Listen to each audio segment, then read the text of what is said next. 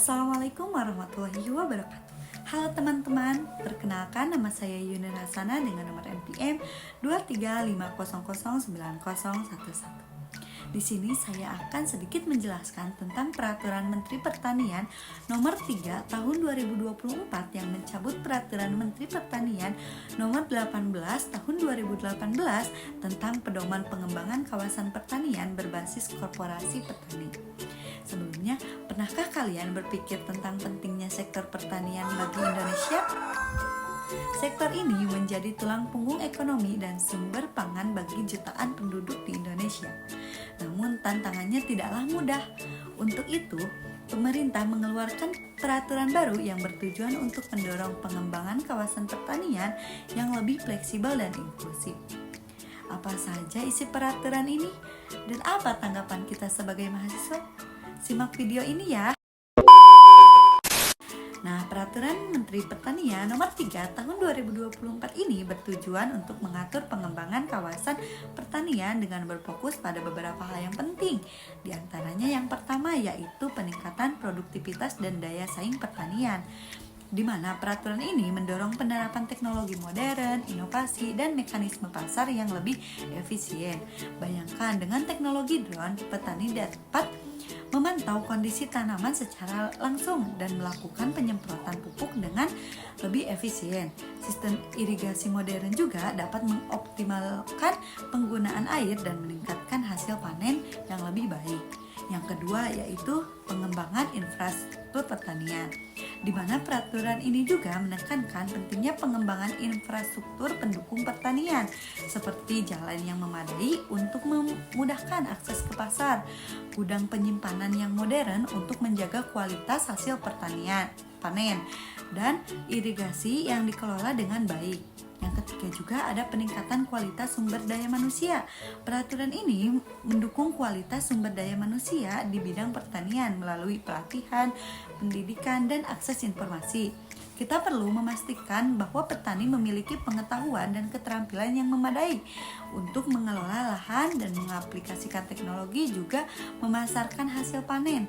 Yang terakhir itu ada peningkatan tata kelola pertanian, di mana peraturan ini juga mendorong penerapan tata kelola pertanian yang lebih baik, termasuk dalam aspek kelembagaan, permodalan, dan pemasaran. Hal ini penting untuk menciptakan sistem pertanian yang transparansi, adil, dan berkelanjutan, di mana di dalam peraturan ini juga bertujuan memberikan keleluasaan bagi para petani untuk memilih model pengembangan kawasan pertanian yang sesuai dengan kebutuhan dan kondisi mereka, serta membuka peluang bagi berbagai pihak seperti pada koperasi, kelompok tani, dan bahkan individu dari petani untuk terlibat dalam pengembangan kawasan pertanian. Sebagai mahasiswa, saya melihat peraturan ini sebagai langkah positif yang dapat membawa dampak signifikan bagi sektor pertanian Indonesia dalam upaya untuk meningkatkan kesejahteraan para petani.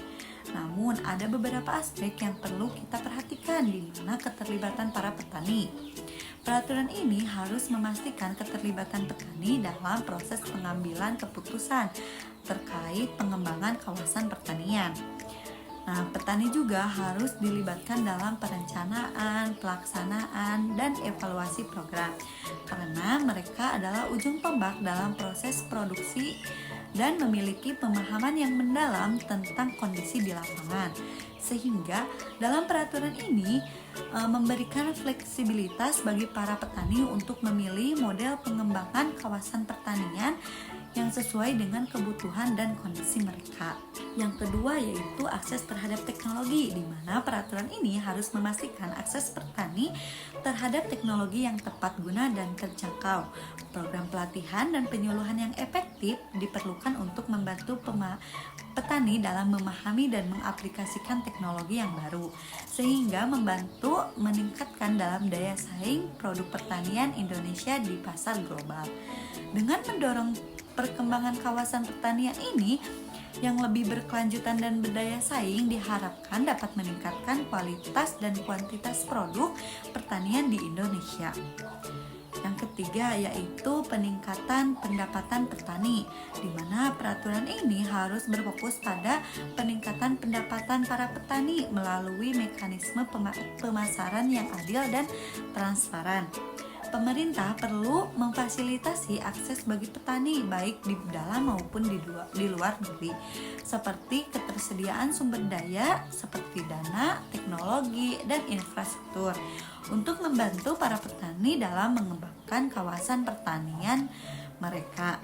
Dan yang terakhir yaitu peningkatan kualitas pendidikan pertanian, di mana peraturan ini harus mendorong peningkatan kualitas pendidikan pertanian di Indonesia, yaitu dengan ketersediaan tenaga ahli dan peneliti di bidang pertanian yang sangat penting untuk mendukung perkembangan sektor pertanian, di mana pemerintah perlu menyediakan program pelatihan dan pendampingan bagi para petani untuk meningkatkan kapasitas mereka.